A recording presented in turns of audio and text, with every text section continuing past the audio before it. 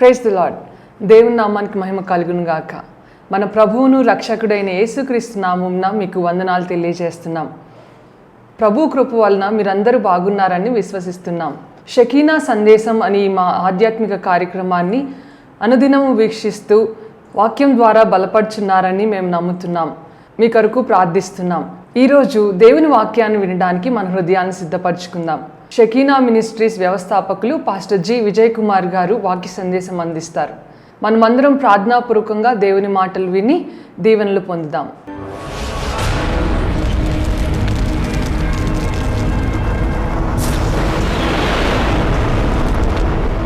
ఆదికాండం 17వ అధ్యాయం 18వ వచనం చూడండి. అబ్రహాము ఇష్మాయేలు నీ సన్నిధిని బ్రతుకుని అనుగ్రహించుము అని దేవునితో చెప్పగా దేవుడు నీ భార్య అయిన శారా నిశ్చయముగా నీకు కుమారుని కనును. చాలు. ఇక్కడ అబ్రహాము తన కుమారుడైనటువంటి ఇష్మాయేలుని నీ సన్నిధిలో బ్రతుకుని అనుగ్రహించుమని దేవుని ప్రార్థించాడు. ఇప్పుడు అబ్రహాముకి హాగర్ ద్వారా జన్మించిన కుమారుడు ఉన్నాడు. అతని పేరు ఇష్మాయేలు. ఈ ఇష్మాయేలు గురించి కూడాను అబ్రహాము ప్రార్థన చేశాడు. దేవుడు ఇష్మాయేలు గురించి అబ్రహాము చేసిన ప్రార్థన ఆలకించాడు, హాగరు చేసిన ప్రార్థన ఆలకించాడు. కృప చూపించి ఎంతగా ఆశీర్వదించాడంటే ఆ రోజు చెప్పిన ఆ మాట ఈ రోజు వరకు అది ఈ భూమి మీద కొనసాగుతూనే ఉన్నది. ఆ ఆశీర్వాదాల వర్షము ఇంకా కురుస్తూనే ఉన్నది. అంతకంతకు వారు 12 మంది రాజులు, రాజ్యాలు, వారి దేశాలు వర్ధిల్లుతూ ఉన్నాయి. దేవునికి మహిమ కలుగునుగాక. హల్లెలూయా. ఇక్కడ మనం బావి తవ్వితేనేమో నీళ్లు పడిని, వాళ్ళు అక్కడ బావి తవ్వితేనేమో పెట్రోలియం పడింది. దేవునికి స్తోత్రం అండి. నీళ్ళేమో లీటర్ 20 రూపాయలు అయితే పెట్రోలియం 100 రూపాయలు చెంది కదా. ఇప్పుడు మనం ఆయిల్ కావాలంటే ఎటువైపు చూస్తున్నాము? ఆ ఇష్మాయిల్ సంతానం వైపు చూస్తూ ఉన్నాం. దేవునికి మహిమ కలుగునుగాక. ఆ గల్ఫ్ కంట్రీస్ వైపు చూస్తూ ఉన్నాం. వారు అక్కడి నుంచి ఆయిల్ వస్తేనే ఇక్కడ మన బండి తిరిగేది. అక్కడి నుంచి ఆయిల్ రాకపోతే మన బండి ఇక్కడ ₹1,00,000 పెట్టి మనం స్కూటీ కొనుక్కున్నా కానీ ఎక్కడ పెట్టుకోవాల్సిందే? ఇంట్లో పెట్టుకోవాల్సిందే కదా. దేవుడు వారికి వాగ్దానం చేసి, అబ్రహామా నీ సంతానం నేను దీవిస్తానయ్యా. హాగరు ఇదిగో నీ సంతానం, ఇదిగో 12 మంది రాజులు అవుతారు, వారు అందరూ నేను ఆశీర్వదిస్తా. వాళ్ళు కూడా రేపటి నుంచి ఉపవాస ప్రార్థనలు ప్రారంభించబోతున్నారు. దేవుడు వారి ఉపవాస ప్రార్థనలు ఆశీర్వదించను గాక. ప్రేమైన దేవుని మీద గమనించండి. అబ్రహాము చేసిన ప్రార్థనలు మనం చదువుతున్నాము. ఇంకొక మాట చదువుదాం, కూర్చోండి. ఆదికాండం 20వ అధ్యాయం 17వ వచనం. అబ్రహాము దేవుని ప్రార్థింపగా దేవుడు అబీమెలెకును అతని భార్యను అతని దాసీలను బాగు చేసెను. వారు పిల్లలు కనిరి. దేవునికి మహిమ కలుగును గాక. అబ్రహాము దేవుని ప్రార్థింపగా దేవుడు అబీమెలెకును అతని భార్యను అతని దాసీలను బాగు చేసెను. దేవునికి స్తోత్రం. ఈ 40 దినముల్లో దేవుడు అనేక మందిని నీ ప్రార్థన ఆలకించి బాగు చేయనుగాక. అబ్రహాం ప్రార్థన చేస్తే అబ్రహాం ప్రార్థన ఆలకించి దేవుడు అబీమెలెకును తన భార్యను తన దాసీలను అందరినీ కూడా ఏం చేశాడంటండి? బాగు చేశాడు. ఈ రోజున నీవు ఏ కుటుంబం బాగోవాలని ప్రార్థన చేస్తున్నావో, ఎవరు అనారోగ్యం నుంచి బాగోవాలని ప్రార్థన చేస్తున్నావో, ఏ బిడ్డలు బాగోవాలని ప్రార్థన చేస్తున్నారో, ఎవరి భవిష్యత్తు బాగోవాలని ప్రార్థన చేస్తున్నారో, ఏ స్నేహితుల కోసమో బంధువుల కోసమో నీకు తెలిసిన వారి కోసమో తెలియని వారి కోసమో ప్రార్థన సహాయం కోరిన వారు అందరి కోసం నువ్వు ఇంట్లో ఉండి ప్రార్థన చేసిన, మందిరంలో ఉండి ప్రార్థన చేసిన అబ్రహాం ప్రార్థన ఆలకించిన దేవుడు మన ప్రార్థన ఆలకించి వారందరినీ బాగు చేయనుగాక. నమ్మిన వారు గట్టిగా చెప్పలు కొడుతూ దేవునికి మహిమ చెల్లిద్దామా. ఇదే అధ్యాయంలో ఆదికాండము 20వ అధ్యాయము 7వ వచనములో, కాబట్టి ఆ మనుష్యుని భార్యను తిరిగి అతనికి అప్పగించుము, అతడు ప్రవక్త, అతడు నీ కొరకు ప్రార్థన చేయుదువు, నీవు బ్రతుకుదువు, నీవు ఆమెను అతనికి అప్పగించని ఎడల నీవును నీ వారందరూ నిశ్చయముగా చచ్చెదరని తెలుసుకొనమని స్వప్నమందు అతనితో చెప్పెను. దేవుడు అబీమెలెకుతో మాట్లాడుతూ ఉన్నాడు. అబీమెలెకు అనే రాజుగారు ఏం చేశాడంటే, అబ్రహాం యొక్క భార్య చాలా సౌందర్యవతి అంట. అప్పటికి అబ్రహాంకి దాదాపుగా 99 సంవత్సరాలు. ఆమెకి ఎంత వయసు? 89 సంవత్సరాల్లో ఉన్న ముసలామె సౌందర్యవతిగా ఉండిద్దా? పళ్ళు ఉంటే రాలిపోతాయా కదా. 89 సంవత్సరాలు ఆమెను చూడగానంట ఓ బ్యూటీ క్వీన్ అన్నాడు ఆయన. ఎవరు? అబీమెలెకు రాజు గారు. ఎంత అందంగా ఉందంట ఆమె. 89 సంవత్సరాల వయసులో సుమారుగా అంత సౌందర్యవతిగా కనబడిందంట. ఇంక వెంటనే ఆ సైన్యాన్ని పంపించాడు, ఆ అందాల రాణిని నా అంతఃపురానికి తీసుకురండి అని. అబ్రహాం ఏం చేస్తున్నాడు? సైన్యం ఇచ్చేశారు. అబ్రహామా, నీ భార్య అయినటువంటి శారాని, ఈమెవరు? ఏం చెప్పాడు అబ్రహాము? మై డార్లింగ్ అనలా, నా భార్య అనలా. ఏమన్నాడు? ఇంతమంది వచ్చారు నన్ను చంపేస్తారేమోనని నా సహోదరి అన్నాడు. ఆమెను తీసుకుని రాజుగారు రమ్మన్నారయ్యా. నువ్వు కూడా అదృష్టవంతుడే, ఆమెను బట్టి నీకు కూడా చాలా బహుమానాలు ఇస్తాడు, నీ సహోదరే కదా అని అంటుంటే ఈయన మైండ్ ఏమైపోయింది? ఏమండి,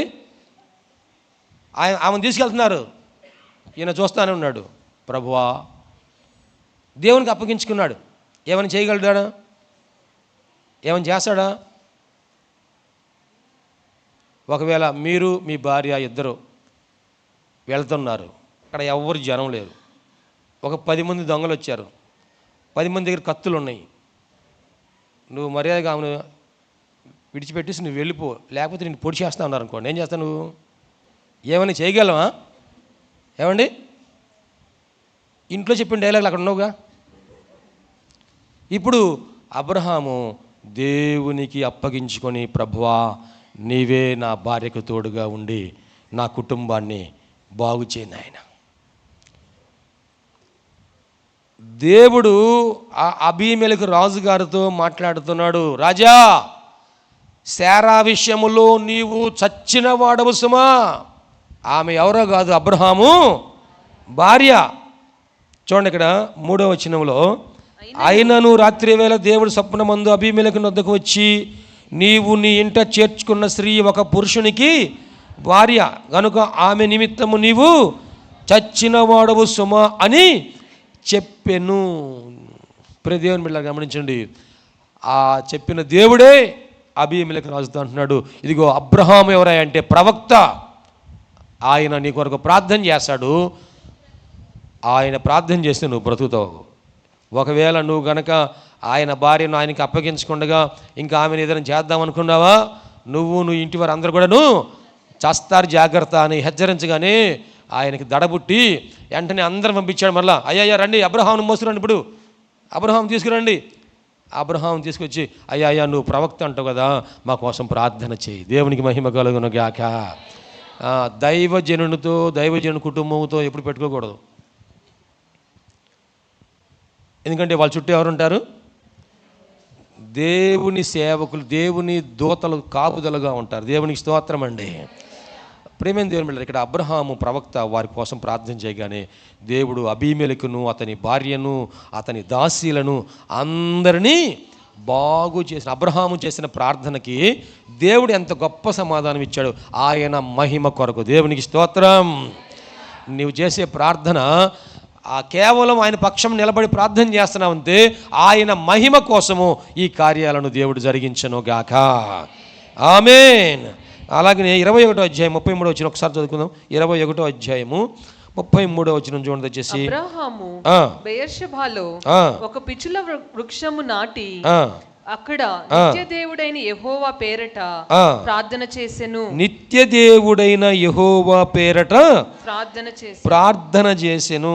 దేవునికి అక్కడ ఒక వృక్షము నాటి యెహోవా పేరట అక్కడ ప్రార్థన చేసినటువంటి సందర్భాన్ని అక్కడ మనము చూస్తూ ఉన్నాం. అంటే అబ్రహాము ఎటువంటి ప్రార్థన అనుభవం ఉన్నదో మీకు కొన్ని విషయాలు జ్ఞాపకం చేయాలని ఇవన్నీ చెప్పాను. అబ్రహాము ప్రార్థన చేస్తే దేవుడు ఎటువంటి కార్యాలు జరిగించాడు. ఈ ఉపవాస దినాల్లో మనం కూడా ప్రార్థన చేసినప్పుడు అటువంటి కార్యాలు మన జీవితాల్లో జరిగించను గాక. అబ్రహాము తన దేవుడు చేసిన మేలును బట్టి బలిపీఠం కట్టి ప్రార్థన చేశాడు. అలాగే మన కుటుంబాల కోసం మనం బలిపీఠం కట్టి ప్రార్థన చేద్దాం. అబ్రహాము తనకు సంతానం కోసం ప్రార్థన చేశాడు, తన కుటుంబం కోసం ప్రార్థన చేశాడు. నీ కుటుంబంలో కూడా ఏ విషయాలు ఇంకా అవసరమై ఉన్నాయో, ఏ అవసరతలు ఉన్నాయో, సమస్యలు ఉన్నాయో వాటన్నిటి కోసం, అది ఎటువంటి సమస్య అయినా సరే, ఎటువంటి అవసరత అయినా సరే ప్రభు సమాధానము దయచేయను గాక. అబ్రహాము తన కుమారుడైన ఇష్మాయిల్ కోసం ప్రార్థన చేస్తే వారి వంశమంతటిని దేవుడు ఆశీర్వదించాడు. దేవునికి మహిమ కలుగును గాక. నీ బిడ్డలు బిడ్డలు బిడ్డలు తరతరాలు దేవుడు ఆశీర్వదించను గాక. ఆమేన్.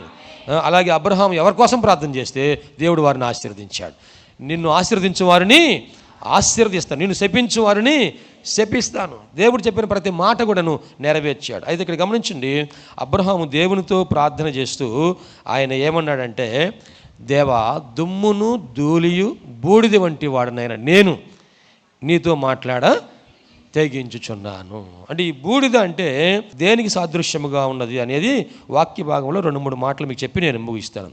ఈ బూడిద అయోగ్యమైనది, వాల్యూలెస్, అయోగ్యమైనది బూడిద. ఎవరైనా బూడిద ఇష్టపడతారా?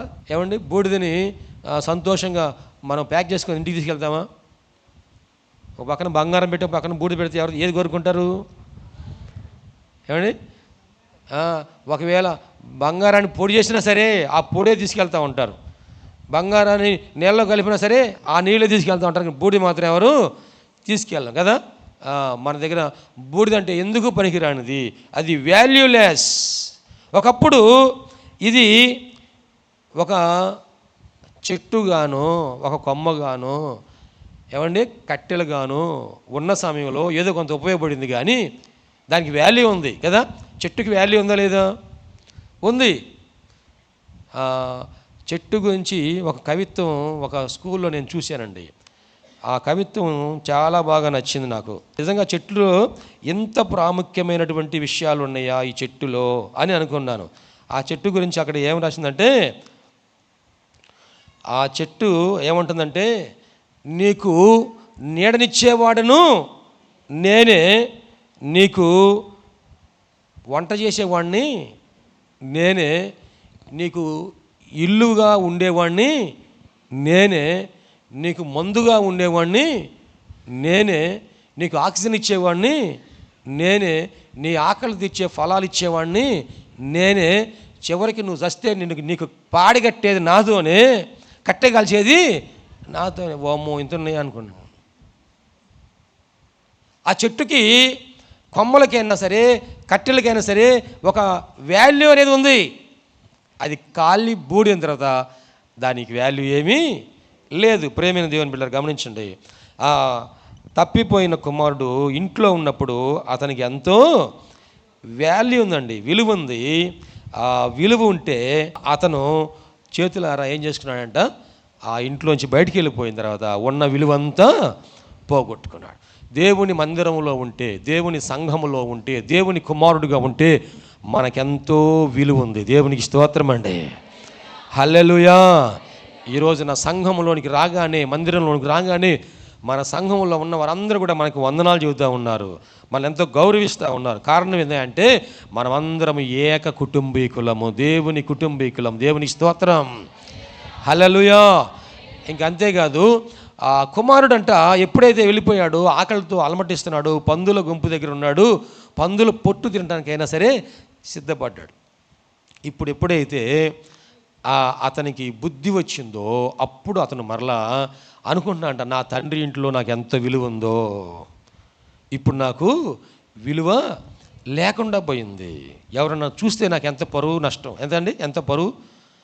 నేను ఆ అంతఃపురంలో ఉన్న నేను, ఆ విలాసవంతమైన ఆ పెద్ద భవనంలో ఉన్న నేను ఇప్పుడు ఇక్కడ పందులు మేపుతున్నాను. ఎవరైనా చూస్తే నువ్వు పలానా వాళ్ళ అబ్బాయి కదా అంటే అసలు ఎంత మా నాన్నకు అవమానం.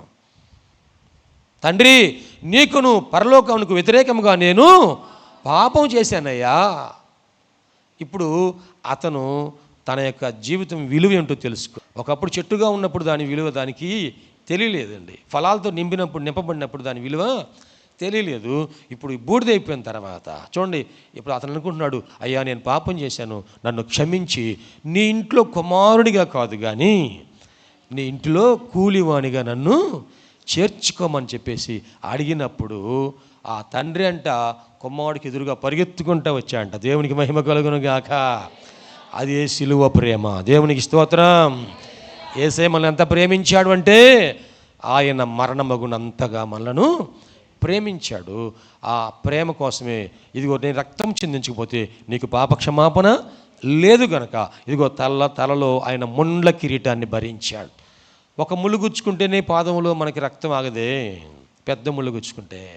ఆయన తలలో అన్ని ముళ్ళు గుచ్చుకున్నాయి కదా, ఆ తల నుంచి ఎన్ని గాయాలైన ఎన్ని చోట్ల గుచ్చుకుందో అక్కడ రక్తం ప్రసరించడం ప్రారంభమైంది. ఆయన వీపంతా దున్నబడింది, బెత్తాలతో కొట్టారు, అలాగనే కొరడాలతో కొట్టారు, ఒకరి దగ్గర 40 కొడా దెబ్బలు కొట్టారు. వీపంతా దున్నబడి రక్తశక్తమై మాంసం బయటికి వచ్చేసింది. చేతుల్లో మేకులు కొట్టారు, పాదాల్లో మేకులు కొట్టారు, ఆ డొక్కలో బళ్ళెంతో పొడిచారు. శరీరం అంతా గాయాలు, రక్తపు చివరి బొట్టు వరకు ఆయన మన కోసం సిలువలో చిందించారు. ఈ 40 దినాల్లో ఆ సిలువ యొక్క విలువ మనం తెలుసుకోబోతున్నాం.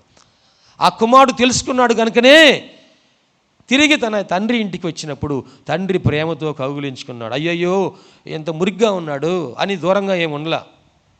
ఆ బిడ్డను ఉన్నపాటునే కౌగిలించుకొని ముద్దు పెట్టుకొని ఇతనికి స్నానం చేయించండి, ప్రశస్తమైన వస్త్రాలు తొడిగించండి.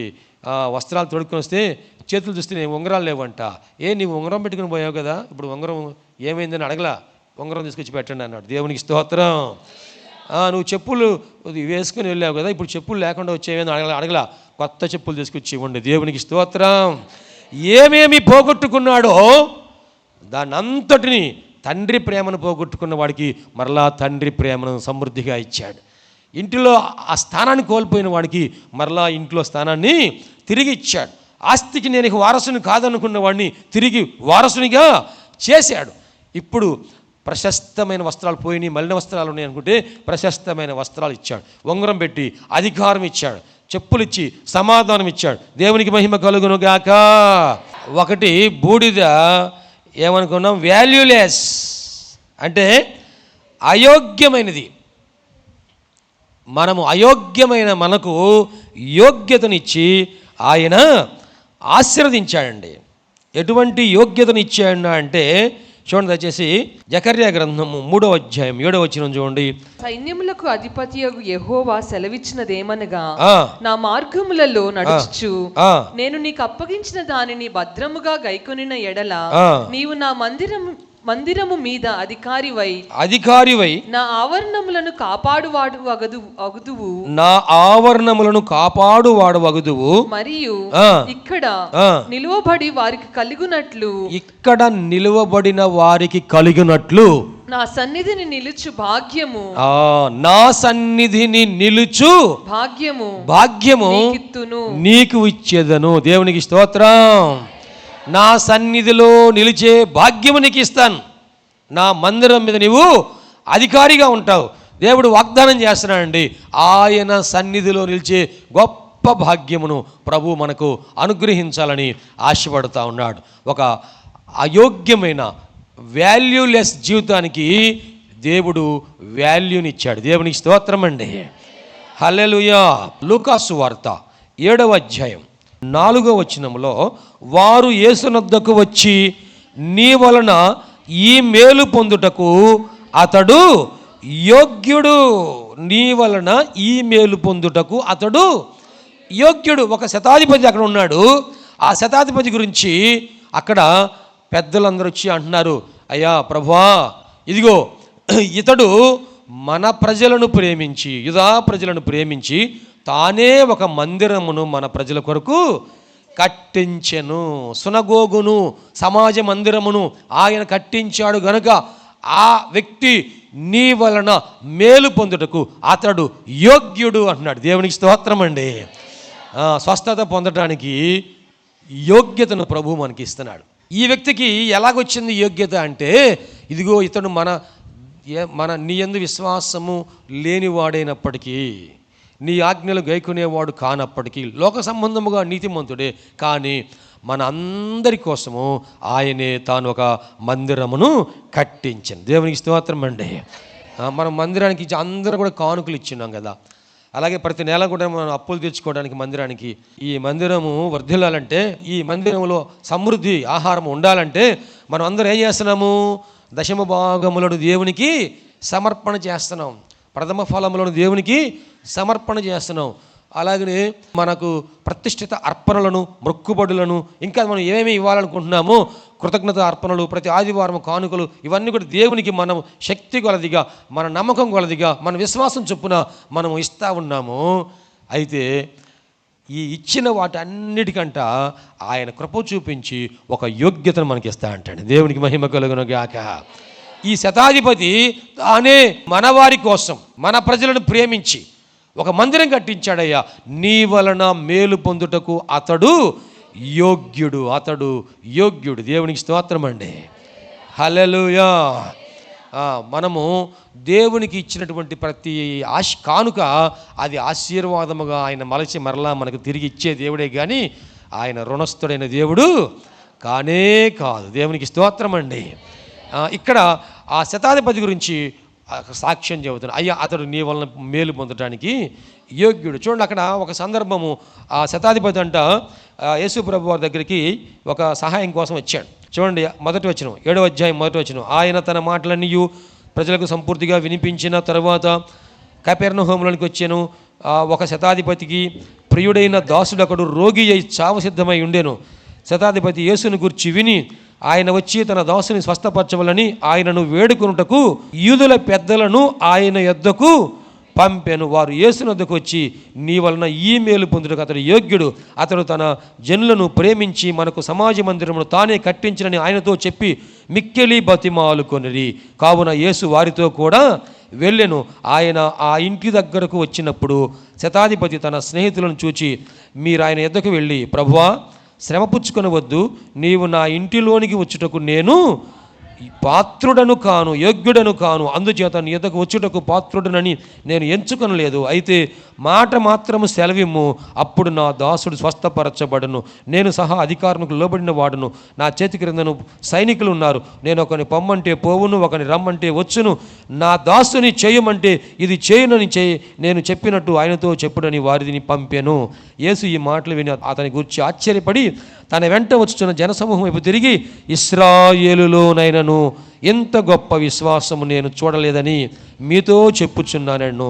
పంపబడిన వారు ఇంటికి తిరిగి వచ్చి ఆ దాసుడు స్వస్థుడైండుట కనుగొనిరి. గట్టిగా చప్పట్లు కొడుతూ దేవునికి మహిమ చెల్లిద్దామా. నా ఇంటికి నువ్వు రావడానికి కూడా నేను యోగ్యుడను కాను ప్రభువా. ఈరోజు మనము అంతగా తగ్గించుకొని ప్రార్థన చేయాలి. ప్రభువా, నువ్వు పరిశుద్ధుడివయ్యా, కానీ నా ఇంట్లో అంత పరిశుద్ధత లేదు, నా జీవితంలో అంత పరిశుద్ధత లేదు, నా కుటుంబంలో, నా బిడ్డల జీవితంలో, నా భార్య, నా బిడ్డలు, నా కుటుంబ సభ్యులు అందరి జీవితంలో అంతటి పరిశుద్ధత మాకు లేదు. మా మాటలు పరిశుద్ధమైనవి కావు, మా క్రియలు పరిశుద్ధమైనవి కావు, మా ఆచారాలు పరిశుద్ధమైనవి కావు, మా బ్రతుకులు పరిశుద్ధమైనవి కావు. మేము అయోగ్యులమయ్యా.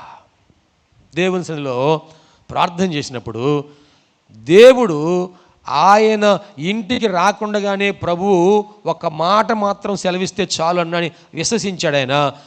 ప్రభువారు అతని గురించి అంటున్నాడు, ఇశ్రాయేలీయులలో కూడా ఇటువంటి విశ్వాసము నేను. దేవునికి మహిమ కలుగునుగాక.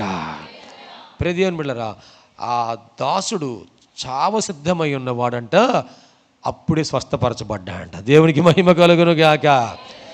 ఐసీయూలో ఉన్నవారు కూడా ఈ 40 దినాల్లో స్వస్థపరచబడుదురు గాక. డాక్టర్ గారికి లాభం లేదని చెప్పిన వారు కూడా ఈ 40 దినాల్లో గొప్ప కార్యాలు అనుభవించుదురు గాక.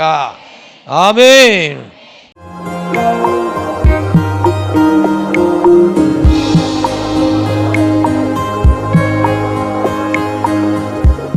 ప్రభునందు ప్రియ దేవుని బిడ్డలారా, ఎంతవరకు దేవుని వాక్యం విన్నందులకు ప్రభునామమున వందనాలు తెలియజేస్తున్నాం. మనం అందరం ప్రార్థనలో ఏకీపిద్దాం. తలలు వంచి కనులు మూసుకొని ప్రార్థనలో ఏకీపిద్దామండి. ప్రార్థించుకుందాం. మహోన్నతుడైన దేవా, పరిశుద్ధుడైన మా ప్రభువా, నీ పరిశుద్ధమైన పాదములకు వందనాలు. ఇదిగో నాయనా, ఈ వాక్యము ద్వారా మాతో మీరు మాట్లాడినందుకు వందనాలు ప్రభా. అవును, నువ్వు సజీవుడైన దేవుడు అయ్యా, మాట్లాడే దేవుడవు ప్రభా. ఈ వాక్యం మా హృదయంలో పదిలిపరుచుకున్నట్టు సహాయం చేయండి. సంపూర్ణమైన మారు మనసు మాకు దయచేయండి. పాప క్షమాపణ అనుభవం మాకు దయచేయండి. రక్షణ ఆనందం మాకు దయచేయండి ప్రభువా. ఈ అనారోగ్యములు, బలహీనతలు, సమస్యలు, శోధనలు, సైతాను ఆటంకాలు అన్నీ కూడా యేసుక్రీస్తు నామములో తొలగించండి నాయన. పరిశుద్ధాత్మ దేవ, మీ కార్యం జరిగించండి అయ్యా.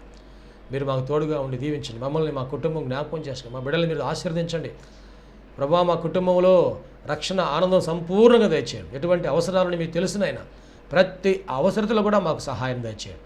అన్ని విషయాలు కూడా మీరు దీవించండి. ఈ టీవీ ప్రోగ్రాం చూసిన ప్రతి ఒక్కరిని పేరు వరుసన మీరు దీవించి రక్షించి మీరు అక్కడ కొరకు సిద్ధపరచండి.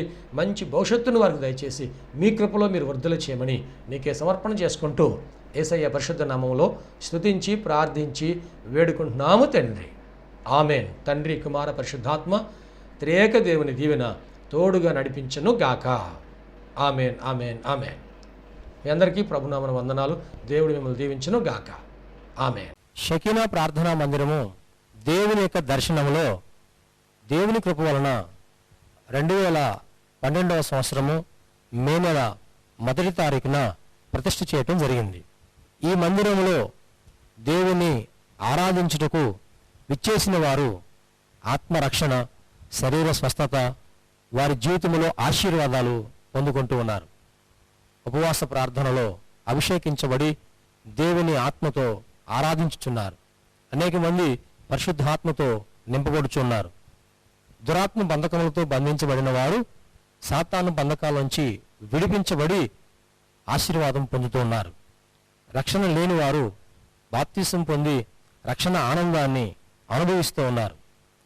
ఈ మందిరంలో చేయబడుచున్నటువంటి ఉపవాస ప్రార్థనలు, అభిషేక ఆరాధనలో అనేక మంది దీవించబడుతూ ఉన్నారు. ప్రియ స్నేహితులారా, మీరును సమస్యల్లో సతమతమవుతున్నారా? వ్యాధి బాధలతో పీడించబడుతున్నారా? నెమ్మది లేక బాధపడుతున్నారా? రండి, షకీనా ప్రార్థనా మందిరంలో ఆరాధనలో ఏకీభవించండి. ప్రభు మీకు సహాయం చేయగలరు. ప్రతి నెల 2వ శనివారము షకీనా ప్రార్థనా మందిరంలో సంపూర్ణ రాత్రి ఉపవాస ప్రార్థన ఏర్పాటు చేయబడింది. ఈ ఉపవాస ప్రార్థనలో అనేక మంది ఆత్మతో అభిషేకించబడుతున్నారు. అనేక మంది ఆత్మ వరములతో నింపబడుతున్నారు. దురాత్మ బంధకముల్లో ఉన్నవారు విడిపించబడుతున్నారు. దేవుని యొక్క ఆశీర్వాదాలు పొందుకుంటున్నారు. అనారోగ్యంతో ఉన్నవారు స్వస్థపరచబడుతూ ఉన్నారు. ఈ సందేశం మీకు ఆశీర్వాదకరంగా ఉందని నమ్ముచున్నాం. ఈ సందేశం ద్వారా మీరు పొందిన మేలులు మరియు మీ ప్రార్థన అవసరతలు మాతో తప్పక పంచుకొనగలరు. మా అడ్రస్ షకీనా ప్రార్థనా మందిరం, శారదా కాలనీ 32వ లైన్, రెడ్డిపాలెం రోడ్, గుంటూరు. మా ఫోన్ నంబర్స్ 9963242497, మరి ఒక నెంబర్ 8885539777. Praise the lord.